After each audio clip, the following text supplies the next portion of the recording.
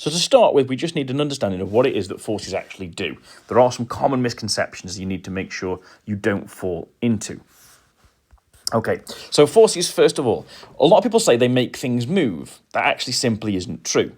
They can cause things to change the way they move, though. So they don't make things move, but they do make things accelerate or decelerate. So if you push something, it can speed up. If you push it the opposite way when it's moving, you can make it slow down. You can also make things change direction. So in this case, the object is trying to move off in one direction, but the green arrow is a force which is changing its direction. But notice the velocity doesn't change. It's traveling around in circles. The speed isn't changing, but the velocity itself does because the direction changes. So this is just an important thing to note about velocity. It has two components: speed, how big it is, how fast it is, and direction. To get acceleration, you need to change the velocity, which could mean changing either the speed or the direction, or both, obviously. So this object is not getting faster or slower, but it is accelerating. So a force makes something change direction potentially, as well as make it speed up or slow down. Obviously, if you apply a force to the side of an object, you'll make it rotate.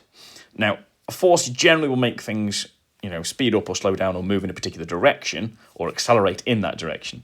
But if it's applied to the side of a wheel, it can make it just spin. It doesn't necessarily have to make it move backwards or forwards. Forces can also make things change shape, so they can cause them to be distorted. Now, these are some effects of forces that you'll look at when you study materials later, but it's interesting just to consider how these might be impacting on the human body or different parts of it. So, for example, bones are quite commonly under compression. They're very good at that. They're designed to hold you up.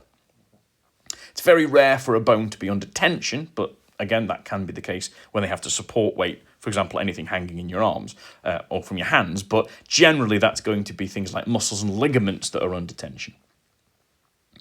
So where bones will start to struggle, they're very good at being compressed or under tension. They don't break. But bones don't like bending.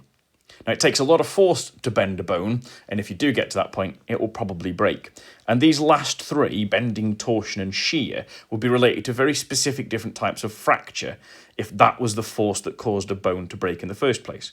But they're equally not really problems for soft tissues like muscles, because you can bend a muscle, but it won't care. You can twist a muscle and you can shear a muscle. They're flexible, it doesn't matter.